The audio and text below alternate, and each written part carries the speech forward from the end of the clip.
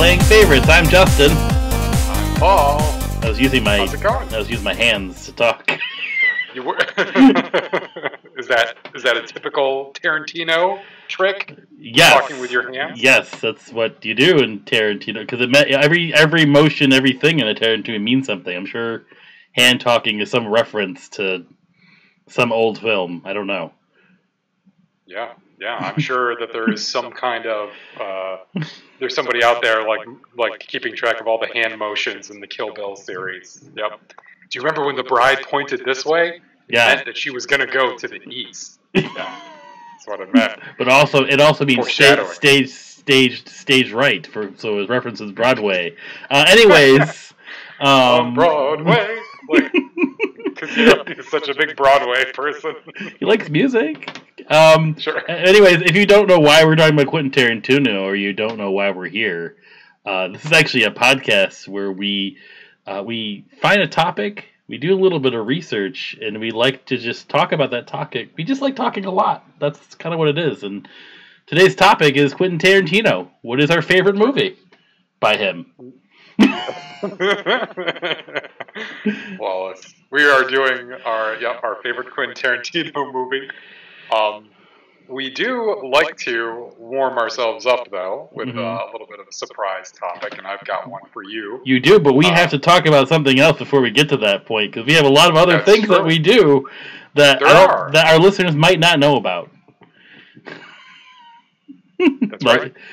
Well, I mean, besides this podcast, Justin, we are offering a bunch of more stuff on our Patreon page. And if you haven't gone over there, you should definitely check it out. It's patreon.com/playingfavorites. You can become a patron like Mac40K Painting and Josh Benoit and all of our other honorable mentions. And we appreciate your support, everybody. So we thank you, and we look forward to continuing making good stuff. Yes, we have some awesome bonus episodes coming out this month. I'm excited. Okay, we can talk about that more. But one other thing, too, I want to mention, though. There is this really cool book that's out by one of our fans that we kind of been promoting for a little bit for the last few weeks. It's a Llamapocalypse. I think it'll be a nice distraction if you want to see an awesome cover and read some. Justin, you love this cover. I love it. It's great. But the book sounds really awesome. It looks really good, and I think our listeners would really like it. So check it out.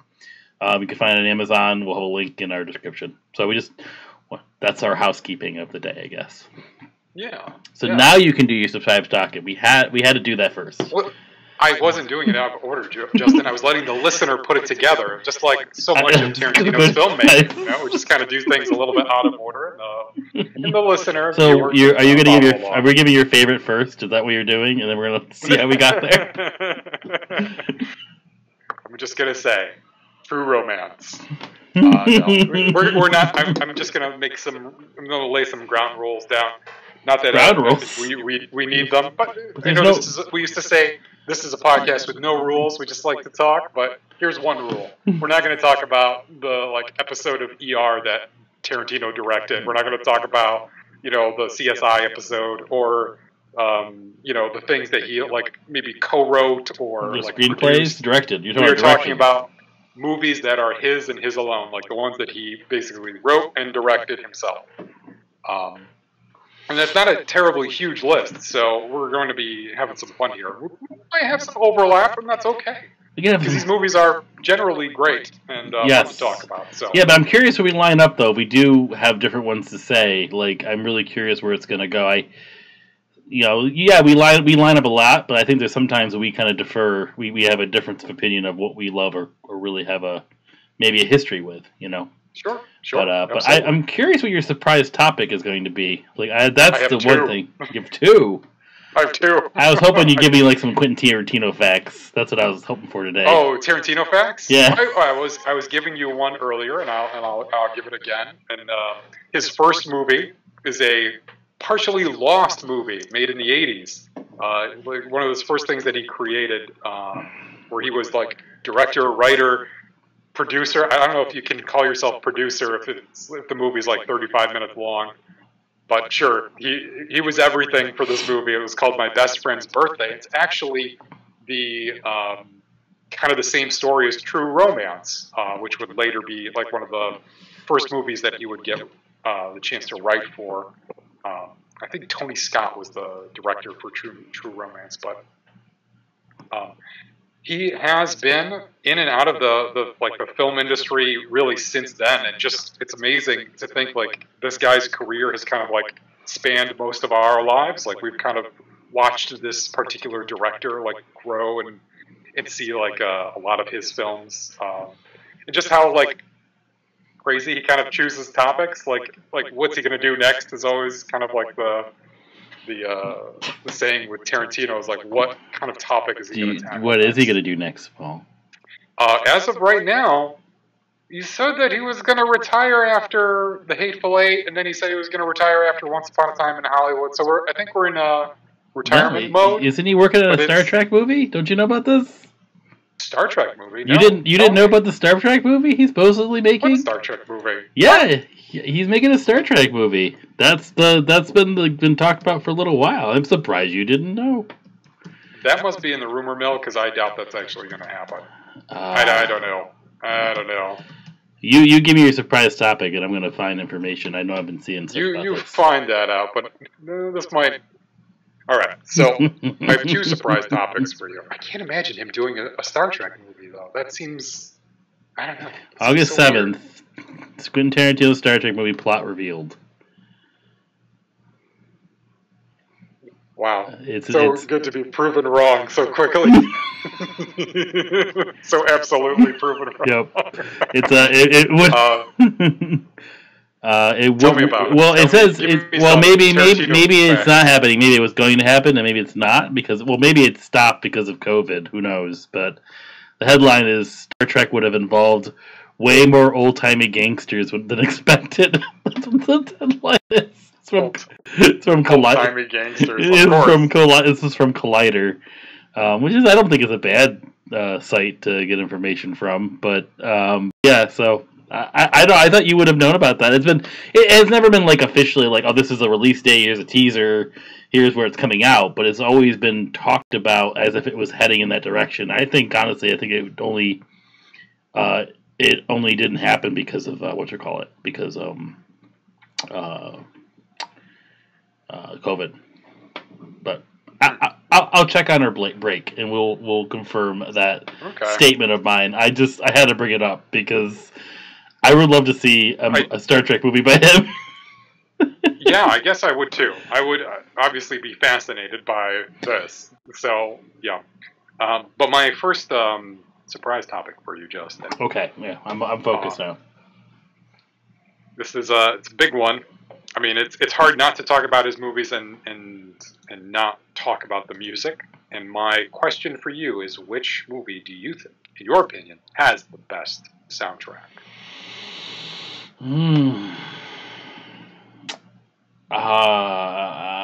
This is such a tough one. Gonna give you a tough question. See, the hard thing with Quentin Tarantino is he brings in so much like music and song and like reference. It's just like it's not like it's a new score, right? It's just like he's using these like, I like this song. It's a song that you know of. It fits this scene. That's his way of directing. Is the song almost comes first, and then the scene is sort of created based on that song. And while you're thinking about your answer, I do have another Tarantino fact for you. I guess I've been just saving them up. I didn't expect to give them right away. But here's one for you. Like his the way that he plots movies, like he's already like planning the scene with the music already in mind. You know what I mean? Like, so he's kind of like this scene will unfold and it'll be like this part in the song. It's very much like tied together, like the way he looks at like music and filmmaking. But what I didn't know was that when they're not actually filming, between cuts, he is playing music that I saw this in an interview with Jamie Foxx, that he's playing music specifically to elicit kind of like a certain mood of the actors and like the people like all involved in the filming, like while it's not being filmed. So like you do the shot, and then like there's music playing when you're not filming, and that kind of like sets the mood. Yeah, so I guess no, I get that. In Django Unchained, there's a very like really hard scene to watch and a very hard scene to film, where Broomhilda is being whipped by an overseer. Yep. And it's very like harrowing for the people and like the cast and the crew watching it. So like in the background, this is what Jamie Foxx had said in his interview, was that like Tarantino had picked like a specific like gospel song, like a soul song. I think it's called No Weapons, and it like kind of like, I don't know, it made people who were dealing with like filming this kind of like ugly act like kind of reconcile it. I don't know, and like kind of able to process it and almost like get through it. You know what I mean? Yeah. Like it made it easier for them to kind of and do that's it. It's like the big thing is like I think a lot of the music he picks helps you get through a lot of these uncomfortable scenes that he does. You know, it's like it almost adds a levity to this horrific act, right? You know, it's just like the music and like the scene and the stage. It's like you think of all the different scenes you see in Pulp Fiction, and how those songs really help get you through those. Like it almost makes it more, I don't want to say like comedic, even though it is funny. It's like the dark comedy funny, but it almost makes you like, or it makes you enjoy it more and not be disgusted by it. Yeah, because silence would be worse, right? Like yeah, it's like it gives you a soundtrack to kind of like distract you maybe and put you in the right mindset. But what's crazy is he's like doing it with just like real life between the cuts, you know? Yeah. Like he was doing it for like the actors and the crew, like, you know, like I want everybody to be thinking like in this way. Like I want everybody to be like, you know, on the same like wavelength. Mm-hmm. I just thought that's really cool. Like I've always known like music was so important to his directing, but not just like in between the cuts, you know? Like he's got like a whole playlist of soundtrack for like what happens when you're not filming. You know, that's crazy. So cool. That's a lot of attention paid. But I mean, if you've heard the guy talk, it makes sense. When it comes to music, though, I mean, I think the Kill Bill movies just really get me the most. I mean, it's like those are great. It's a toss up between that or Pulp Fiction, I guess. I mean, I think they stand out more to me. The Pulp Fiction soundtrack was huge, I think, when it came out. From what I remember, like everyone talked about it. But I love the music choices in Kill Bill. And talk about like, you know, setting the stage and seeing not having the music and having it. It's like I remember you start talking about the end of the movie. Well, maybe we'll probably talk about more later. But like, really, there's a point where they're fighting at the end of the movie, and there's awesome music, but then there is no music for like five minutes. It is just silence and fighting. Yeah, and yeah. Yeah, like it's just such a different take, or even before that with the Crazy 88, it's like there is a lot. It's just violence. There's like for a good amount of time. There's music at points, but there is a lot of silence too, and you kind of understand the horror of the act when that music goes away, which is, it's such a, sound has a huge part on your visual experience, and he knows how to do that in such a different way. Unlike using like the right kind of like instrument to pull your heartstring, like he does this in a very like almost like completely different way. It's like he's like, I'm not going to make you sad or uncomfortable. I'm going to make you enjoy what you're watching, and the music almost helps with that. I'm going to give you something that fits in with this like completely and makes this scene more believable. That's an interesting way of putting it. It's not like he's pulling at heartstrings. He's pulling at your, like, I don't know. He's like appealing to your. When he does pull your heartstrings in these movies, though, usually there's not music. Like those are the kind of the gut wrenching scenes. Sometimes, I mean, sure. There's some Sometimes there's music, but there's some that stick to reserved. mind. There's some that stick to mind. Mm-hmm. That's, but I'm sure we'll dive into that more. But what is your other surprise topic, I guess? Well, I'll just tell you my answer to my own topic was also like was Pulp Fiction. Like Kill Bill is great, absolutely. Pulp Fiction was one of the first soundtracks I owned. I think it was the first soundtrack I owned, and it was, oh my god, like a lot of the songs on there were not like very popular songs. I mean, it's one of them was like a remake of a Neil Diamond song, that "Girl, You'll Be a Woman Soon," that Uma Thurman kind of like sings and like rocks out to in the movie. But they're good versions of the song, and it's weird because it's kind of like an old timey. Even though it's set in like the modern day, it still feels it's 70s. Like kind of dated. You know, like it feels like it's vintage almost. I wouldn't say like out of like dated, but it feels like vintage. It's wise beyond its years already. But oh man, like talk about like I always think of the part in the pawn shop where what's it? Bruce Willis's character, Bruce Willis and Ving Rhames, Marcellus Wallace. They're about to be taken in by the Zed and his friend there. And when they take Marcellus and then they close the door, it's like that slow motion. Oh yeah, that's so good. It's so good. You know exactly when you hear that music, you're like, "What's gonna happen?" Yeah, like, I have like a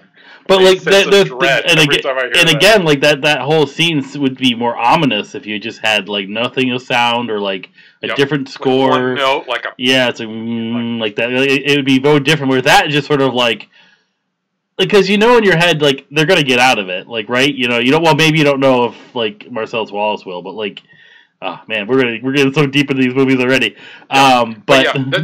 That is what I loved about Pulp Fiction is that kind of like I can think of the scene and automatically I think of the music of that scene, and I have like a very clear picture of how it played out. So kudos to him for that. The only other one I'll mention is Django Unchained because that's an awesome soundtrack. Yes, very new to me though. I mean, I'll talk about that. I just watched this for this episode. I'm very excited to talk about that. This is my first time watching it within the past week, so we'll be probably diving into that soon. Excellent. So we can get to our break though. What is the other surprise topic? Because I need a break. Sure. Which movie has the best conversation? I would say, like off the cuff, like conversation, because there's a lot of these in the movies, in his movies, where it's just like they're just talking, like in the opening of Reservoir Dogs, like where they're talking about Madonna's Like a Virgin, like it has nothing to do with the movie, but you're starting to just like normal learn about the character. Yeah, I love. I'm trying to remember the characters' names.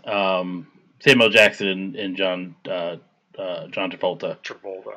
Yeah, like the whole the conversation about quarter pounders and McDonald's and just, but they have that throughout the movies, right? It's like it's not just that. It's just like they have the whole religious conversation and things like that. Like it's like a true like they're not really friends, but like they know each other so well. It's like a coworker conversation. Like it's like it's so well done and it fits so well for what they're doing and I don't know. It's just like I feel like that those ones always will stand out. So I think that whole car ride in general, like them in the car, is probably my favorite conversation. That's just Royale with cheese. Yeah, I do. I agree with you, and they're philosophical like talk about religion and whatnot. In the end, that's great. It's like you're watching them become friends. Like they were like work friends, and now they're like kind of like taking the next step and being like real friends. But the only other conversation I want to mention is Bill's description of Superman in Kill Bill Volume 2. That whole end is awesome. That's an awesome conversation. It is. It's just like what's his name? David Carradine just chewing up the scene. Yeah, just so good. Being himself, and it's like Tarantino's words in his mouth. Like making a they sandwich. work really well. Like making a sandwich. Like literally, that's what he's doing. Yep. He's making a sandwich. Yep. For some reason, that sandwich looks so good. I gotta say, like just the way he makes it, like it just the sound effects. Really, because there really isn't a lot of music in that part, right? You're just hearing him make a sandwich and him talking. That's the crust saw. Yeah, he's making like the perfect peanut butter and jelly sandwich. He's using like an enormous knife while he does it, of course. So, but yeah, like the idea like that Superman, like Clark Kent is the disguise that Superman puts on. I was like, what villain at the end of a movie talks like this about these kinds of things? and like using that as like a description to say like you're Superman and you're trying to put on a costume like Clark Kent, like you're trying to hide who you are. That's a killer who kills for large sums of money. Like that, I love David Carradine doing that. But all right, Justin. Thank you for indulging my 2 surprise topics. I know. I was so like, much to talk about. It brought me back to when we used to do 2 surprise topics back in the day. Oh my goodness. We each came to the table with one. But all right, let's talk about Quentin Tarantino movies some more. We'll be right back. Yeah. And we're back. All right, Justin. Very excited. Let's see. Could you tell me what your first honorable mention is of favorite Quentin Tarantino movie? First, I want to be able to do the scene. I need to turn some. We should have some music on or something, right? To be able to give it. Yes, we should. But anyways, so you're gonna have to help me a little bit because I try to I wanted to rewatch some Tarantino movies. It's been quite some time for some of them that I want to talk about today. So you're gonna have to help me remember things because it's been a long time. I'm good at that. So you actually brought this one up. My first honorable mention will be the second Quentin Tarantino movie I ever watched, and I think I've only watched it one time. So that's why you're gonna have to help me out. And that's Reservoir Dogs. I loved Reservoir Dogs when I first watched it. And and I just went through a bunch of clips again just to see what made me what made that stick. And it's just something about that type of storytelling, how contained and focused it was. And obviously, when it first came out, though, when I first saw it, because that was before Pulp Fiction, or was that right? Yes, that's his first, major. So I had already watched Pulp Fiction by this point, hadn't seen Reservoir Dogs yet. So then I had watched it in college. So that's sort of my delivery of that movie, I guess. And it just really it really hit it just the violence of that, just the vibe of it, just the whole Mr. White, Mr. Pink, Mr. Blue, and you said the conversation of them talking in the beginning. It's like I was rewatching the trailer. It's a very simple movie for the most part. It's just well acted. Very, very uncomfortable scenes. You got what's that one actor that's in a lot of Quentin Tarantino stuff? Michael Madsen. I was gonna say Mad Mikkelsen. Yep. I knew that wasn't right. And it's you have so many the way they handle violence in that movie was just so intense and so harsh. But it makes me think of Quentin Tarantino movies. Whenever I think of Quentin Tarantino, I like Reservoir Dogs just pops in my head because I just sort of always attach that movie. Granted, any movie he makes does, but I think because it was one of the early ones I watched, it just has always stuck with me. And I don't have a lot to really talk about because again, it's a simple movie. It's just I think just the characters did so well with each other and acted so well with each other that it just kind of made a mark. Again, only watched it one time, but I remember loving that movie. It's a real ensemble cast too. It's Steve Buscemi, right, as Mr. Pink. Mm-hmm. And I love his in the beginning there when they're talking about the job, and he's like, "Why do I have to be Mr. Pink?" He's like, "Can't I just be Mr. Black?" He's like, "Mr. Black sounds cooler. Can we all agree? I'll just be Mr. Black." And he's like, "No, you're Mr. Pink. Mr. Black's on another job." Mr. Purple. Mr. Purple's on another job. I actually watched that clip right before. That's what I was researching before our show. Was just watching a bunch of clips from Reservoir Dogs just to remember it. But yeah, no, it's so good. Harvey Keitel, Tim Roth, and I love Tim Roth's description of the boss. I forget. He's also Chris Penn is in the movie. Sean Penn's brother. He plays the son of the big boss, and but Tim Roth is talking about him. He's describing him because he's an undercover cop. He's describing him to his contact dude. Who I've never seen in any other movie before. I don't know who that guy is, who was his contact, who was trying to train him to infiltrate and be a good undercover cop. That's probably don't really remember too much of that whole thing. anyway, he's like, well, how would you describe like the big boss? And he's like the Thing from Fantastic Four. He's like trying to describe him. He's like, he's just this huge, like just a solid rock dude, and the way he talks, it's just like he really is like the Thing. He's like, no, you can't be Mr. Purple. Mr. Purple's on another job. Like just the way he's got that accent. So well, good. yeah, at the end of that scene too, it's just funny. It's like he just starts like starts muttering, like you can't really understand him very well. It's like, oh, it's so hot in here, I can't talk in this place. Like, that's the one thing about that. Apparently the one thing I'll say about Quentin Tarantino is it's that little extra context of the line, right? That little extra, like it doesn't really need to be there, but it fits the character. It makes sense. Who knows? Maybe it was added by that actor. Who knows if it was a Quentin Tarantino line? I mean, you don't know that sometimes. And yeah, that. And like what works and what stays in the movie is clearly what he thinks like would fit well, right? And like yeah, you like especially for that dude, who I remember seeing this whole featurette about him, that actor being like notoriously difficult to work with, and Quentin Tarantino, knowing this, still like wanted him in the movie and wanted him to make sure wanted to like use him to to his potential. I think it's like Lawrence Tierney. Is that the guy? Oh, the boss guy? Yeah, Lawrence Tierney. And he's just like, oh, you could tell that he was this hulking dude who was clearly like always in charge, and just the way he talks to the guys, they're kind of like, even though like Chris Penn is the only one that's his son, they all kind of treat him kind of like as a dad. They're like listening to him.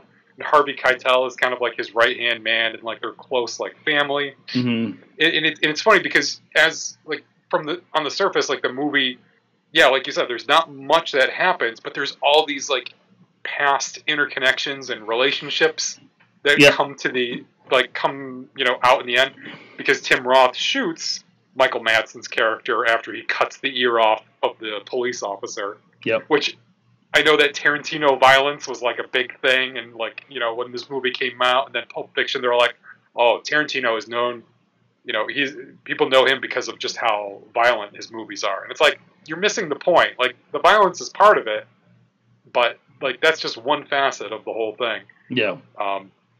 When this, I forgot what I was saying. I lost my train of thought just then. Well, I mean, about, Sean Penn or Chris Penn. They all kind of like when Michael Madsen's character is killed. That's like one of my favorite conversations. Is Chris Penn talking to Tim Roth and Harvey Keitel? He's like, so this guy who you just killed, he said that he was going to that he was working with the cops. This guy who just did time for us and who could have flipped at any time just decided. Like, you can see like Chris Penn getting like more and more upset. Mm-hmm. And then they're all like pointing guns at each other by the end of it. It's a solid movie. It's got its ups and downs, but it's a really solid movie.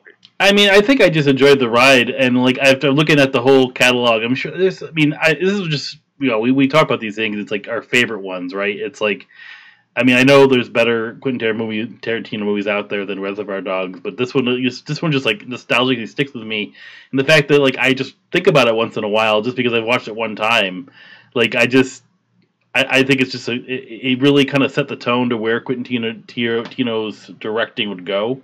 Like, you mentioned he had all these other movies, but prior to that, right? It's like, I don't really look at those as a Quentin Tarantino movie, I guess. It doesn't really, I don't think of the ones that are older, I guess, before Reservoir Dogs too much. Does that make sense? Yeah, but there aren't any before Reservoir Dogs. That's his very first one? I thought there was another one. I thought you said there was another one. Oh, I thought there was another one. I mean, he wrote True Romance. Oh, I was thinking of that. I didn't know that was his first one. I thought that he had done. The first movie he directed and wrote. And of course he acts in that too. He's like Mr. Brown, and he dies in the car. That's right. Yeah, that's right. Yep. I like, what people always like give him shit for being in his movies, and I'm like, I like the characters that he chooses because they're like nobodies that die. Yep. Like they're just somebody, Even his character in From Dusk Till Dawn, where he was just a producer on that, he dies, and he dies as a vampire. So, and George Clooney has to kill him. But no, it's a fun movie. I think it's you know, I don't know. I like it a lot. I don't know. I guess I don't know how much else to say about it.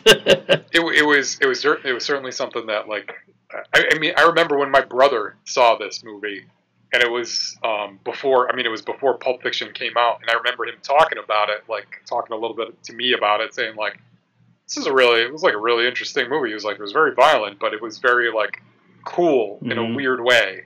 And it was just like, it was the conversation. Now I feel like we take that for granted in movies, where we get these kind of like character moments and like spend time like learning about the characters by giving them like a topic to talk about.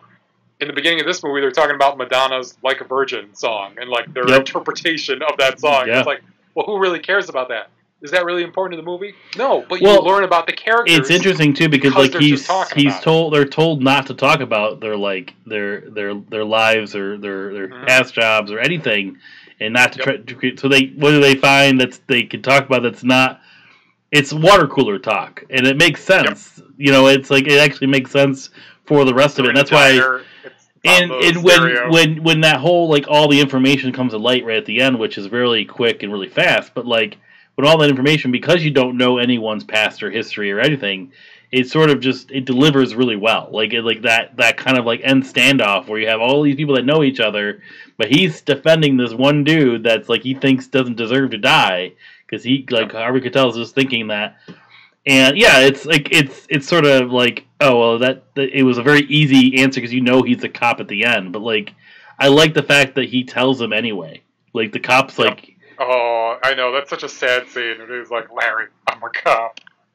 Yeah. So I just poor Harvey Keitel. It was just it makes me want to watch it again because it's been a long time since I watched it, but I felt like I needed to talk about it, and out of all the ones I wanted to bring it up. So.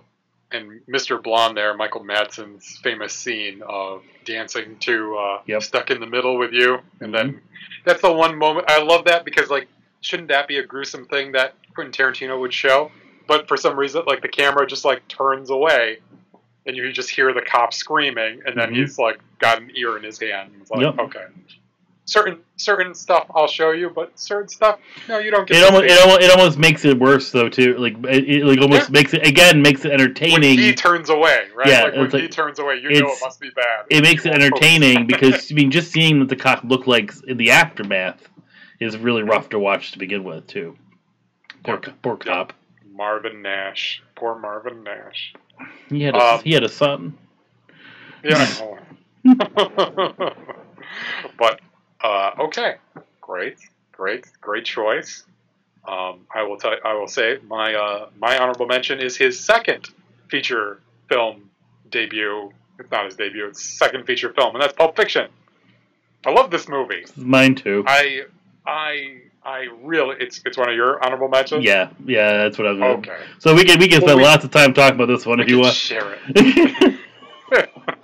But we like, okay, some of the things we've already said about it. Music really guides this movie, especially like the Zed scene in the pawn shop where Butch rescues Marcellus, gets a samurai sword off of the pawn shop.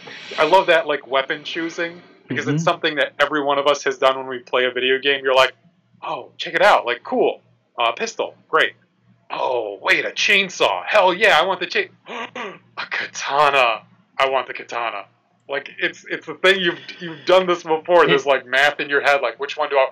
That's the one I want. So you coming down with like a samurai sword. You bring up that scene first. That whole like I guess chapter or I forget what they call that. Is it chapters? Like Butch's story. I don't know. Like they have like it's like they have a title before you get into it, and I can't remember if it's called a chapter or something like that. I can't remember. There's like a little like I think I don't remember either. Because I know there's an order to them and everything, but my first year in college, I took English 102, and we had to watch this movie for that class, and I had to write a paper on this movie. So, and the paper I had to write was on the scene with Bruce Willis, like that whole thing, And the whole point of the paper was to discuss all the symbolization of him being an American hero, like his representations. Because you start looking at all it's been forever since I wrote this paper, so bear with me. But like a lot of the things in there, you'll notice that Bruce Willis is like even one shot, like it shows like there's like a blue flag when he's going down the stairs, but he has a white shirt. It's all blood, so it's like red, white, and blue. Like, but then there's always these things where he's kind of like breaking away from it, like that weapons choice. A lot of the things he picks up are very like American type style violence, but he decides to go with the foreign violence, if you would. And it's this really weird. It's like kind of because he does kind of like save. He is like kind of an American hero in that sense. It's just a weird way to look at it, but you start looking at the little visual cues and the conversations, and I bear with me for not remembering too much, but like it does feel like that's what they're trying to make him be. This American style here, like hopping on the motorcycle at the end with the girl at the end, trying to he wins. That's dead, baby. Like he's like really all the characters really. You think about it, like there's not many of them that kind of like have a happy ending. Like he has this happy ending, and like he goes away on his merry way, and he survives. But no, it was such an interesting thing. It's crazy because he kills, one of our main characters, and one of the ones we were pretty sympathetic to, like spoilers for a movie that came out, 30 years ago almost at this point, 28 years ago. He kills Vincent Vega. He kills John Travolta's character in a very the perspective had shifted. You weren't watching it from Vincent Vega's perspective. You were watching it from Butch's, and when you see him, you're like, oh my god, like what's going to happen? And when he kills him, you're not like, you're surprised, but you're not like shocked by it. I guess. I mean, like one of them had to die in that scene where they're basically in a standoff, and Bruce Willis is the only one with a gun. Yep. And when the Pop-Tart comes out of the toaster, he shoots him. Yeah, and what's magical, what's great about that, why you're okay with that though? Let me just say on that, because that's not the end of the movie. So like you get Vince Vega's character again right after that. You know what I mean? He comes back. So like you didn't really lose him in your movie experience, right? You just lost. He dies there. You just know that he's gonna die. Yep. Yeah, but like that adds to like, oh, this is why this makes sense. Like you have a great scene in the diner with him and Samuel Jackson and then the two robbers or whatever. I can't remember their names. Yep. I have some clips before Honey Bunny thing. And what was it? I don't remember the other guy's name. I love you, Honey Bunny. Yeah. Moochie Boo, Smoochie Boo. He calls him Ringo. Samuel L. Jackson calls him Ringo. Yeah. And Yolanda. Yeah. Like I love how he says Yolanda. Yeah. There's little like I know so much about. I feel like I've seen this movie 1,000 times. I used to watch it all the time. It's been a while. For me. Though. It's very episodic, so it's easy to just like pick it up and put it down again, just like kind of watch it and sequence it. You're like you're saying, like you don't lose Vincent Vega, but it's still like shocking when you see him, you see him die. But at the same time, like you're saying, like Bruce Willis is kind of like the hero, and in that scene with the pawn shop, I mean, like Zed, you see, what do you know about Zed other than like Zed and the pawn shop owner? All you know is that they are rapists, and that Zed has like a Confederate flag on his keychain, and it's like. That's about all, and like he's talking like in a kind of a southern drawl, and he calls Marcellus Wallace the N-word. So you kind of like it's like it's almost as if you get that word you get that word throughout the whole entire movie. They said the movie a lot. But I mean, like coming from him in that when he was doing the eeny meeny miny mo, it's very menacing. It's very like oh god, like creepy, terrible, and. For Bruce Willis or for Butch's character to say like, no, like he shouldn't die like this. Well, that's like, the thing. The person that was trying to kill him, his enemy, but it was like, I still can't let that happen to somebody, knowing what's going to happen to him. Yeah, and And that's the hero part, right? He could have just he had the keys. He could have just left.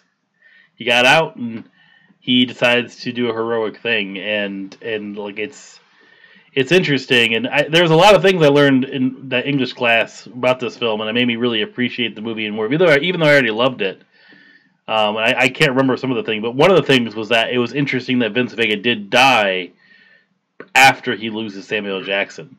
So like he has like almost like that whole the whole philosophical thing they have, the conversation where they almost do die, but for some reason the bullets don't hit them and they go around their bodies, and in the beginning of the movie, and it's like Samuel Jackson pretty much protects him throughout the film. And the second he leaves and retires, he's lost his protection and he dies in the most stupidest fashion. It's and that's what's crazy is that like that's how much of a like almost like a conscience like Samuel L. Jackson was for Vincent Vega, like why they were better as a duo than separated, and like that's what happens when Samuel L. Jackson leaves. Like he doesn't have that protection anymore. He doesn't have that person watching his back anymore. In general, yeah, man. And I mean, I'm trying to think like other facets of the story that we haven't talked about, like Uma Thurman's plot line. Like that whole thing, like the tension, like the romantic tension, clear like between her and John Travolta. It's interesting though because you always associate Pulp Fiction with her character, right? But she really is only one really part, like section of it, right? It's only like the one chapter. You don't really see her. She does. Yeah, she comes like in like randomly, like towards the end of it. She like says like, "Oh, I didn't get a chance to thank you for the other night." But like, and I think it might have been like a deleted scene too, where she like makes an appearance, but yeah, like after that, it's like how I wonder like if he's sitting like writing this movie, it's like, well, there's clearly like a romantic thing going on between them. Like, what's going to stop it? What's going to diffuse it? They can't have sex. How about a drug overdose? How about she'll snort some heroin and that'll be the focus? And it does. It like completely shifts that. You like you forget all of the good stuff that happened like the whole night. It's just about keeping this mob boss's wife alive, because if not, they're all dead. Like everybody, like John Travolta and everybody else he's talked to about it, like the drug dealer's house that he goes to. Yeah, no, it's a good. That's a whole good. They're all really good, but yeah, that's an awesome segment too. Sequence. But what is your favorite chapter? I guess since we're in the midst of this movie, what segment is your favorite? Jules and Vincent in the coffee shop at the end. Yeah, because I love Vincent Vega's like interpretation of it. He was like, we got lucky, like that's it, and he's like, you're really gonna quit the life, to Samuel L. Jackson, to Jules. He's like, you're really gonna quit the life, and he's like, yes. He's like, I'm just gonna walk the earth. And he's like, they've got a name for that. It's called a bum. And like he's like really like coming down hard on him, and it's almost like he feels like personally like Samuel L. Jackson is abandoning him. Like you get that kind of like, you're really just like, you're gonna leave after all of this, like after this crazy day we've had, you're just gonna walk away from this life. And how they handle the Ringo and Honey Bunny robbing the diner, and I love that conversation between Samuel L. Jackson and Tim Roth, where they're just sitting across from each other. He's got him, and Yolanda's pointing the gun at him. When Vince comes out of the bathroom, he's like, "Vince, put your goddamn gun down." It's like, Yolanda, are you with me, baby? Stay with me. And just the way he like he does that Ezekiel 25:13 whatever fake Bible quote again, but he's just like, he just says it really softly, and it's like, I used to say that to strike fear into somebody before I killed them, but now I'm actually like really thinking about it, and I think like who am I in this in this story? Am I the shepherd? He's like right now I'm the tyranny of evil men, but I'm really trying to be that shepherd. He's like, so get out of here. Take my wallet. Which wallet? The one that says badass motherfucker on it. That wallet. Yeah. I'm sure sales for wallets that had that on it skyrocketed after this movie. Well, I guess the interesting thing, I saw a couple of little fun facts of this movie when I was trying to research things, and I guess like that while it was supposed to reference obviously Shaft, like his character references Mm-hmm. Shaft a lot, which is, and I guess he let him keep the. I think he let him keep it, but I think it is interesting to see Samuel Jackson eventually becomes Shaft later on Yes, in his own movie. just be Shaft in a Shaft movie. Back to Uma Thurman really quick though. I guess there was a lot of actresses for that role that was being casted. Like a lot of names like Michelle Pfeiffer, Julie Louis Dreyfus was, I guess, gonna do it too, Really? but she couldn't do it because of the Seinfeld scheduling. And I just kind of try to picture anyone else in that role besides Uma Thurman. I can't picture it. You know, it's like she just fits it so perfectly. You know, it's like, and oh man, it's so good. Yeah, go ahead. I just want to say, it seems like anybody else in that role would have just been too much of a. Yes, thank you. I did it as a rectangle. Listeners, he did that as a visual reference as well. So if you did want to see his square, you almost got the square of the overlay very well. Like it was a little small, thank you, but almost got it right. I know you can't see it. I wanted to be a box within the box, or a rectangle within the rectangle. But she does it as a rectangle when she says square, and it always bothers me. I love how there's a little line that is made too. It's like so random. The one time to put like CGI in this movie, it's like just for a dotted line for her to. All right, okay, let's move on. I'm sure we can talk about this one. I wanted to say about my favorite section was. Please. Personally, I really enjoy the wolf chapter. Oh, Harvey Keitel is the wolf. Like I just love the whole like cleanup. Like part of it, like it's just. I mean, I don't have to say much about it. Just I love the conversation between Quentin Tarantino's character again, who is hilarious. Like, but just like how like Vince John Travolta is like doesn't really like Wolf at first. Like he's like doesn't like being boss, but then he solely respects him by the end because he's so awesome. Yep. He's like, a please would be nice at the beginning when he's giving them all his orders. He's like, excuse me? He's like, if I talk abruptly, it's because time is of the essence. So pretty please, with sugar on top. Clean the fucking car. I just love how they're like in the car cleaning it too. Like he's like, I'm picking up man's like brains and all this stuff. We're switching. I don't know. That whole segment is so funny to me, and like it's just so good. I mean, there's so many good things about that movie. It's hard not to talk. It's hard not to talk about that movie within a Quentin Tarantino episode, I guess. Like you have to bring it up. No, absolutely. It was one of his earliest and one of his best. I still think it's a great movie to watch. It's funny that you mentioned that you did this in an English 102 class, because in the I assign very much similar the same thing, and like this is one of the movies they get to pick. A lot of them do pick it, and I have them compare and contrast different characters. Most of the time, they pick Jules and Vincent to do. Like it's funny because that's like the only I didn't do well in that class, but I did really well in that paper. Like I was really proud. I think he gave me a B+. I was really happy. I was like, yay! Because the teacher did he felt bad for me. I think he pulled me aside because I was struggling in that class so bad, and it was my first semester of college too. And he's just like, I don't know why they put you in 102. Like, why are you in this 102? Like, you should be in 101. I'm like, I don't know. They just told me to go to 102. Like, it's like just because my SAT score is really good for English, I guess, and they just threw me in there. And he's like, yeah, you're having a hard time. I'm like, yeah, I know, because it was hard. I'm not used to writing essays every single week. Yeah. Oh man. But I like that topic. That was a fun English project, and it's a good movie. Good. Great movie. Amazing movie. All right, Justin. Go watch it right now. Yes. Stop what you're doing. Wait, no, keep listening and then go watch. Watch all of these after we're done. Please tell me, Justin, what is your other honorable mention? You took it. We shared it. That was it. We just did it. Oh, that's right. Well then. What other one do you want to talk about, Paul?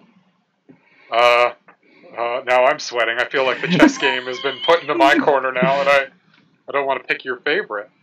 Oh, I don't think you will. I think you might know what not to pick, but hopefully, but go ahead, just pick. Let's go for it. Just try it out. The D is silent. Yeah, it's not my favorite. Okay. Yeah, so my other honorable mention, and this was very close to being my favorite because I really do love this movie. Not. What's up? I'm surprised it's not your favorite. It is hard to make this choice, but I had to go with what okay. Anyways, it's Django Unchained. Yep. It's a fictionalized movie. I mean, we know that certain parts of it are like sensationalized or extreme, or like portraying slavery in the South, a couple years before the Civil War, but it still like reflects really the treatment of slaves in a way that forces you to think about what it must have been like. Yep. And not many films want to confront you with the bloody details, but this one does. So for everything else that I love about this movie, I think this is what I love the most about it, is that it really, like, in a way, like, it took Leonardo DiCaprio and made him into, like, one of the most, like, heinous villains, in cinema. Mm-hmm. And just, like, made you feel like tore you apart, like, watching the film, and makes you think about just how terrible that time must have been, and how little really people will want to actually talk about the gruesome details of it, whereas we should be kind of like facing these things, and you can't move on without like truth and reconciliation, and I feel like this movie is trying to tell us that too at the same time. I don't know. So that's my spiel on Django. On all the other, on the one thing that I don't usually talk about what I love about it, but that is something very important to me, is that this movie has something to say. Yes, I being a newly a viewer of this movie, I guess. Mm-hmm. I haven't really got too much of a chance to really talk about it with too many people or absorb it, but I think you don't have to really absorb too much. I mean, you get what it's trying to tell pretty easily. Sure. Yeah, like the scenes in this movie where, like, some of the scenes from relation to slavery, like, yeah, they were unsettling. I think one in particular was most unsettling. I mean, I've seen, it doesn't. I'm not trying to belittle this, but it's like it's not like I haven't watched a movie with someone getting like whipped with a whip before. Sure. That part there is hard to watch, but it's not like something I'm kind of been desensitized on the movie version of whipping, I guess. But it's like the one scene at the end with him where he's upside down and he's hanging and he's got the little, like, the metal or apparatus around his head or something like that. Like, yeah. It's like, or like a little, like the Silence of the Lambs mask. That's what I'm gonna call it. Yeah, but like a muzzle. Yeah. But it's the camera work of that scene is really disturbing because he's naked and it gives you like a full blown, very, like, you don't even know what you're looking at shot, and then you realize you're looking at what pretty much his sack and balls, his sack, and that's about to be cut off, which is very disturbing, and it makes me kind of shiver just thinking about it. Yeah, it's crazy, and it's just like obviously like this is a fictionalized account, but these things are all based in some form of truth too. Like, these things did happen, and one thing that Tarantino is known for is doing the research about the time period, like for Inglourious Bastards and for Django Unchained, even for the Kill Bill movies. Like, he does this research very thoroughly, so that like the things that he portrays in them aren't like it's not like I don't know, it's not like Inglourious Bastards where you kill Hitler in the end like crazy, but it's like, well, this is the kind of thing they would do to slaves. So this is the kind of thing they would do if you tried to run away, and this is the kind of thing that would happen to you, if you were trying to marry in secret or something like that, or if you had an attachment to another, like a fellow slave. Like, this is the kind of terrible, terrible stuff they would do to you. So the people that I know, that I feel like this movie got flack, people saying like, like this is, it's sensationalizing it. It's not really like taking it seriously, and I don't agree. I feel like it takes it very seriously. Who's saying that? I'm just curious because I haven't heard that before. I don't know who is saying that it's sensationalizing it. Well, because I mean, it's showing it so gratuitously, and like the place like Candyland is not actually a place, but there are places that might share characteristics with it. Sure. You know what I mean? Sure. He's kind of like, I feel like he's like lumping in a lot of bad stuff into one place, where there were plenty of places that were, maybe they had like a few of those really, really bad elements. Here, I don't know. I'm like talking about which was the worst plantation to work on. Like, no, I have no idea. Yeah, so I'm not going to even try. The one impression I get from this movie, and I mean it's pretty easy to say, is that it's a story. It's a western for one, which a western itself, but like it just replaces. It's like it replaces the main character with a slave. That's really what it is, and gives him the role of the protagonist. I mean, just the scene, just the last like 15 minutes of it really kind of proves that. But you have to go on this like different journey of a western of him. Like, what was the difference if like you had like your protagonist in an actual western movie have to go through all these hoodlum like horrible like torture scenes and being like captured or whatever.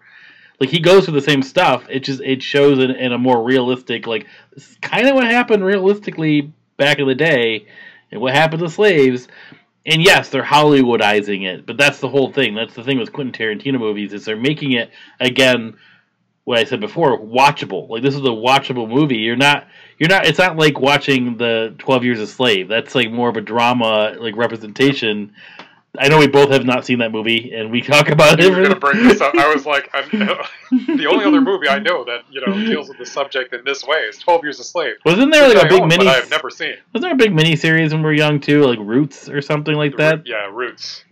Yeah, but that was pretty huge. But like this one makes it like it still makes you understand it, but yet watchable, and then you get to root for them as well at the same time. You're rooting for Django, throughout the entire movie, and it also gives a sense of like, okay, well, this is probably maybe more unrealistic. Is like his pretty much relationship with the bounty hunter. That's probably the most that's like the most unrealistic thing probably in the film. I mean, yeah, maybe you had people that were like that, but it seems like that's the part that's been fictionalized more so than anything else. I mean, yeah, that somebody would come to his not necessarily his aid, but would see him as like a human being. Yeah, and would say like, oh well, why don't we enter into a partnership? That seems more far fetched than putting them in like the collar apparatus with spikes coming out of it. Yeah, I mean, but again, it's to try to, and then again you have the plantations, which I'm sure those plantations didn't look so pretty and white and look so glorious and back in the day when they actually existed. But that's the point, is to show what people treated those places as. They were like castles or kingdoms or. They were the kings of the land because they were the ones that ran the plantation. They made all the money. They're the ones that had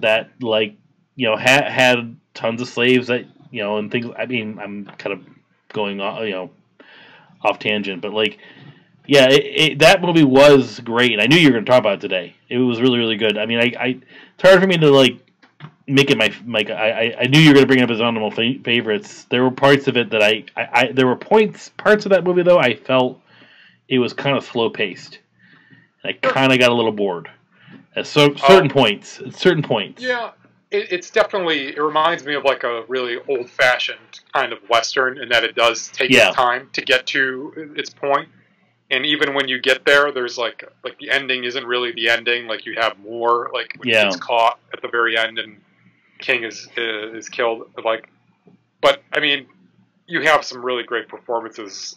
Sure. I love Christoph Waltz in Inglourious Basterds as the Jew hunter, but I think I really love him as Dr. King Schultz. Like that, and it's such a funny. I don't know why I feel like that works is that he's like this German dude who meets, like a slave whose wife speaks German and whose name is Brumhilde, like after one of German like mythology. I love when he tells the story. Yeah, heroines. Well, like one of her the love story between Siegfried and Brumhilde, and he's like, I feel like I am compelled. Like this is like fate. Like I have to help you. Yep. And like I like that like element of it. That kind of like fantastical element of it. I could appreciate. I like that. Yeah, and I love the story of when he tells it though. Django is like, what happens next? What happens next? What happens next? Oh yes. Like so, he's so into it. It's just funny to me. Yep. But no, it's so good. And yeah, I got to say one thing about this movie though. What was really kind of interesting, and I mean, I don't know if it's probably a spoiler to our bonus episodes later on, but watching the Watchmen series, and then watching this, and like it was like almost like racial injustice overload. It's like it's like that's a hard 1-2 punch. Yeah, seriously, I'm like this is like all I'm like consuming for like a week and a half was. Even like I think I was gonna double check it. I didn't get a chance to. The same actor is in both movies. So the chief from Watchmen is the first Southern plantation owner. Oh yeah, Big Daddy. Yeah, Don Johnson. Yeah, from Miami Vice. I'm like, are you serious? He's playing a Ku Klux Klan person in both of these things, sort of. I mean, not quite in the Watchmen, but like. What? Yeah, I mean, like it was kind of a secret in Watchmen, but yes, like yes, Big Daddy. I just thought that was thought that was such a weird thing when I saw. I'm like, are you serious? Like so much like that. But anyways, besides the point. I did enjoy the movie. It is a great movie. The music is really good. It. No, I knew I would. I think I waited too long to watch it. Maybe wasn't in quite the right mindset, but like. I think I'm glad I watched it. Leonardo DiCaprio's acting was, superb to the point where it was uncomfortable. Yeah. And yeah, it's really good. I honestly didn't know that Django was Jamie Foxx. Like I didn't register that for some odd reason, and I used to know that. He did a great job. No, he did. Yeah, he did. Him and I love it, like Leo DiCaprio as well. Just like so, like snaky, yuck. Like just makes you like ugh. Like we're both human beings. Like that kind of character is actually a human being. It's like ugh, gives you the shivers. But anyways, all right. Did you know the one part about Leonardo DiCaprio though? I want to bring up about the scene where he broke his. Yeah, he broke the glass when he was like slapping, and it was actually he was bleeding in the film. Yeah, he like really hurt himself, like really like opened a vein, I guess, like slapping the table, or he broke a glass. And they kept in the film, and that was real blood that was in that scene. But that's the take that they kept because he like yelled in such a way. Yeah, it reminded me of. In the Lord of the Rings in Two Towers when Viggo Mortensen breaks his toe kicking an Uruk-hai like head. No, they come to the pile where they see like where they think the hobbits have been like Merry and Pippin have been killed, and he kicks it, he's like screaming. He broke a toe, and that was him like really like every other take was very like muted and like no, and then that one was like like screaming like crazy. Oh, no, that's funny. All right. Yeah, you get some good acting from that. I guess we'll have to figure out if we have the same favorite. Uh-oh. Are we in check? I don't know. Is this potential check? Potential check. All right, Justin. Let's take a break and find out. And we're back. Here we are, Justin. Very end. I don't know. I think we've got a good idea of where this conversation is going to go for our favorite. Could it be the same name in different parts, possibly? It's very possible. Let's see. So, Justin, because we have deemed it so, you must go first. So please. Could be demons. So my Tell us. answer, and you know, I'll just say, like, Pulp Fiction was always my favorite Quentin Tarantino movie for a long time. And over time, even when this movie came out, it was kind of my favorite for a long time. But it just sort of took over after a rewatch of this film, which is Kill Bill Part 1. Part 1. Okay. Very Yes. cool. Very cool. Part 1. Now, I've actually given this as a favorite before, and that was for a favorite American martial arts film movie back in season 1. But we could talk about it again, I guess. Sure. Yeah. Let's. It oozes with style. Like that's like the best like description I can give it. It's that there's just something about that movie that just the inner monologues of Uma Thurman, the acting, the characters that are created, like the different. I don't like. I liked Kill Bill Part 2 a lot. Don't get me wrong, and it's just something I really kind of lean to, like his. What I guess you wanted his blend of American and Eastern, like Western and Eastern, kind of, what do you want to call it, samurai and Western. I lean to that Western style, the Japanese style, the Asian kind of element. Eastern style. Okay. Yeah, Eastern style. I get confused what it's supposed to be called. But you can't really have that movie without 2. But like, I still just love 2 as a whole. It left me so much excitement at the end of it. We already talked about the Crazy 88 fight and Ren, but like it's not even just the fight. It's just like the delivery. Like there's not a lot of dialogue when they do the fights, which is perfect. But you get enough information. The conversations are short and sweet.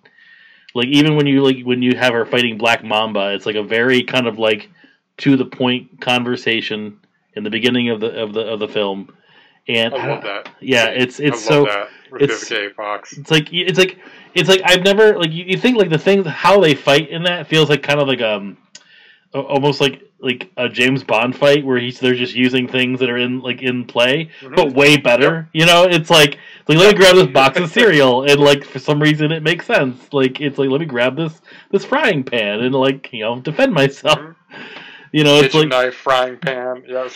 No, it's like it just the cinematography of that film was phenomenal. Just like the progression of the storytelling, like how you where you start and like again like kind of jumping around back and forth. Like you learn the list. Like technically, didn't Oberyn Wren happen first? Right, the Crazy 88. She's like the first one she technically kills. Then she goes to Black Mamba. Yes. Again, sequencing stuff with the Yankees. Yeah, so that's when she comes back over to the States. Yeah, so she had gone to Japan, right, to commission a sword. That's one of my favorite scenes from the movie, like the whole Hattori Hanzo scene, like at the actual like sushi bar, and then going up and seeing the swords and like him agreeing to make the sword for her, like. I've watched that clip like on its own, like that scene or 2 scenes like multiple times. So well put together. But it's like the whole. I don't even know how else to really kind of emphasize. Like, there's so many little like other small things that happen in that movie that just really adds to that too. So obviously we've talked about this before. The origin story of a Ren. Like that's such a that in itself is like almost like a little like mini movie. Like you learn so much about her character, like way more than Black. Like that's like one thing about Black Mamba. You don't really get much of her backstory, but I guess you don't really need to. Like it's not important anymore by that point. But like Oren's backstory is amazing and almost really sets the tone for this fight that you're about to have. Yep. And. Like segueing into an anime like style like kind of storytelling is so. It was so jarring. Like, you weren't expecting it, but yet it was so perfect at the same time. Like it just really fit. I remember seeing it in our campus theater when I was in college, and I was so excited, and I saw it with a bunch of people, and the room was packed. But I just remember people like murmuring and like looking at each other when it switched to the anime part, and I was like, "You fools!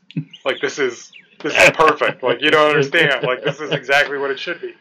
Because later on, when they show her Oren Ishii, like, with at the table with all of her bosses that, like, work for her, and she, like, gets up on the table and runs down and, like, cuts the dude's head off real quick, I'm like, that's anime. I'm like, that's what an anime, like, movie would do. I'm like, you're fine with this, but heaven forbid it be actually animated.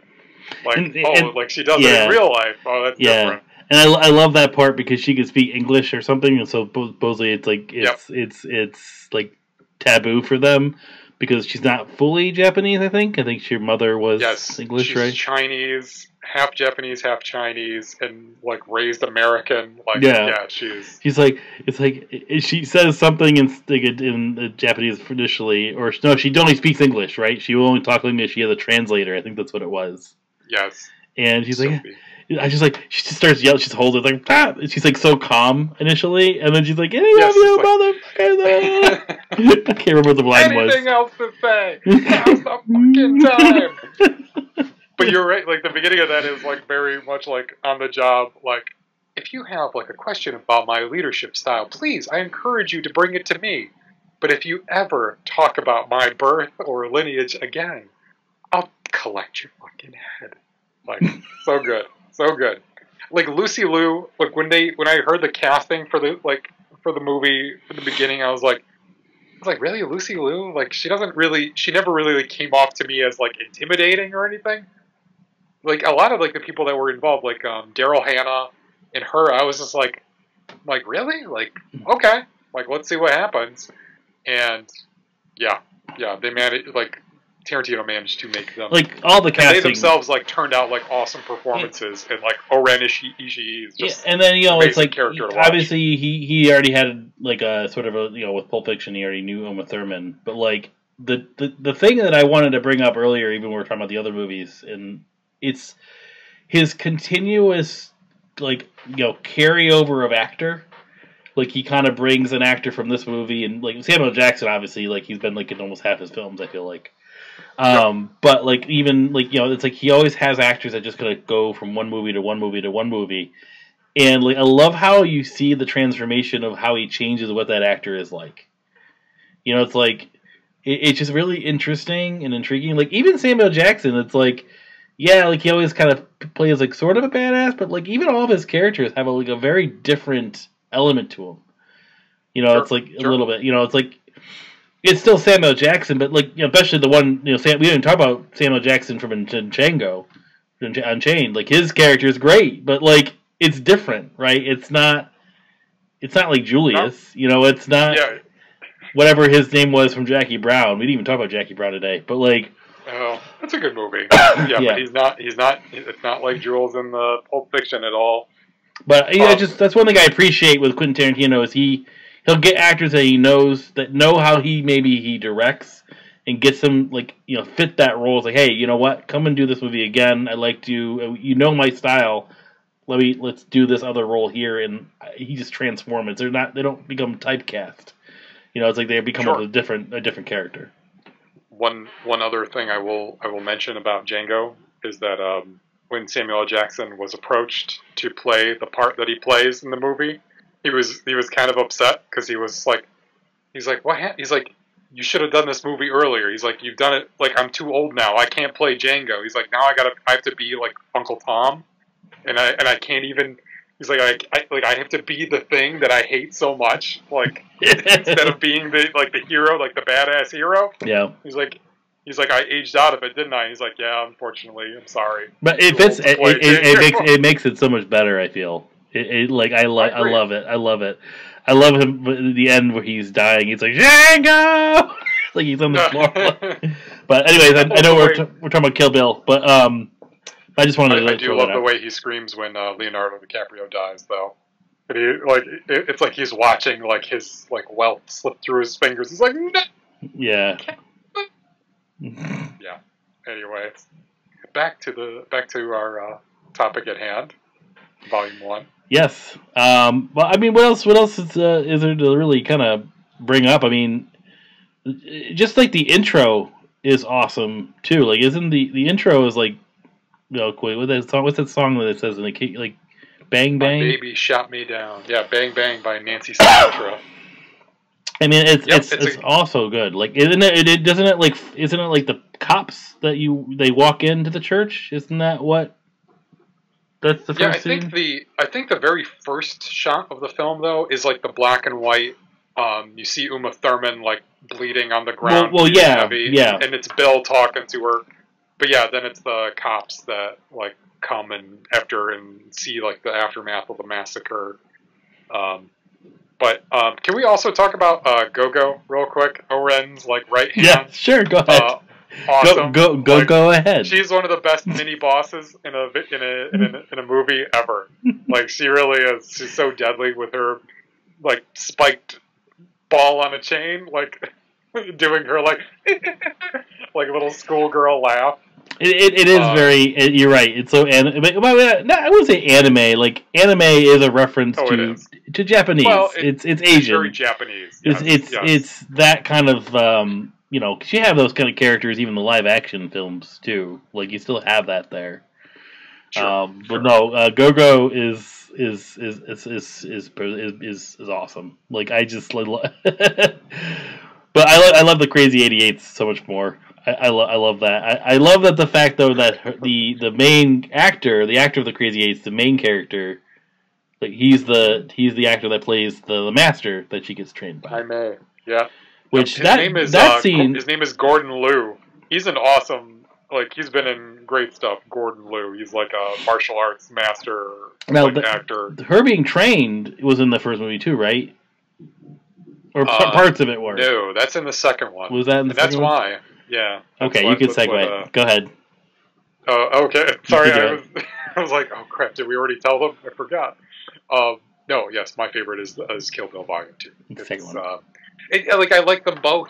I like them as one complete thing, and it's very slim lead that Volume 2 has, and it is a lot of it for the Pai Mei stuff, because I love seeing the training. I just loved seeing Bill coming down the stairs after he like made his introduction. He brought her to his temple, and he's like coming down the stairs, and he's like bloodied up, and he's all bruised, and she's like, "Did you get into a fight?" He's like, "Yeah, friendly fight." He's like, "He'll take you." It's weird seeing like Uma Thurman's character like when she's young. Like she doesn't seem like she's a killer yet. Like it's like the way that she acts in those scenes, like when she's really early on, is really interesting. It's almost like a very different character, and I like that. She managed to sell it like that, like kind of being a little bit naive and like really looking up to Bill, which makes it a lot more meaningful, I guess, when you do get the final confrontation between them. Mm-hmm. And really, like any scene with David Carradine in either film, even though it's very limited in the first one, is just worth watching. Like he really chews it up. He's just compelling. Like you can't take your eyes off of him once he starts talking. That's what really gets me about the second one. Mm-hmm. But yeah, man. I mean, I'm trying to think who was like a notable like mini boss in the second movie. Bud, I guess he wasn't really like too much of a. No, I mean Daryl Hannah's character, I think, was the big fight. I think before she gets to Bill. I love when Bud's character. I love when she throws the chewing tobacco juice in her face, and she like wipes her eyes and just like gross. Yeah. Remember Bud's. But Bud was an interesting thing though, because he just buries her alive, right? Yeah. And what's the one line he says? I love the one line he says, like, "Wakey, wakey, eggs and bacon." But no, like he shot her with rock salt. Yeah. Ouch. But no, like I love the scene where she is buried alive and she like is able to like that's where I think you get the training. Is when she's in that. Yeah, when she's in the coffin trying to, or the wood like casket, whatever, trying to bust out of it and stuff. And I've always wondered how that would like physically work. Like if she were to bust out, like wouldn't she be buried like with like? I don't like. Well, is she like digging really fast? Because you just see her like. Is she like going really fast? Like swimming through the dirt up. Yeah, I know. I mean, I love that. I guess it was freshly dug up dirt, so it wouldn't be like hard to get through, I guess. But I feel like the weight would make it hard. Mm-hmm. But I guess physics, like, it's moving down, you move up, it should work out, right? Mm-hmm. Mm-hmm. Apparently, you can swim through dirt. I think if it's moving fast enough. I don't know. It's a weird, like, like one of those side shots of like underground. It's a cool shot. I'll give it that though. It is a really, really cool shot. But like, it's hard. It's like, I always like think silly. About it. It's very silly. But no, the second movie is good. I guess like I think the only reason it doesn't like jump up higher in me is like I think I overhyped myself for the confrontation with Bill, and I guess he just threw me off a little bit with the way he handled, which I like. It's not like I don't like the way he did it. Like, I don't like it. I still appreciate it because it makes sense. Like, you learn the end of the first movie that Bill, her daughter's alive. So now you're already kind of like, I remember when that movie had ended and we're waiting for the next one. It's like, how is she going to have a conversation? Like, when she has to learn that her daughter's alive. And me, I didn't even initially think that. But after all said and done, I'm like, oh, her daughter's alive, and she's right in this house. And what do we expect to happen? Like, what's going to happen? It is not what anybody was planning on, right? Because, I mean, like, right before that, she's in, like, the car, like, talking to the audience. It's like, I'm going to kill Bill. Yep. Like, it's like black and white. And then she gets there, and there's her daughter. And in a way, it's like, this is the perfect move, like the villain would do in a movie. Like, not in a movie, but like, if a villain was really thinking, how do I win in this situation? How do I get out of this? I know she's coming for me. And it's like, I'm gonna pull at her heart. I'm going to show her daughter. And I'm going to show her I've been raising her daughter. And, yeah, it's crazy. And just, like, how tense it is and how Uma Thurman just, like, wants to, like, embrace her, but at the same time is like always like watching Bill. And after she gets put to bed and Bill shoots her with a truth serum dart, like another like bit of forgot about that part. Fantasy. Yeah, that's right. I like that.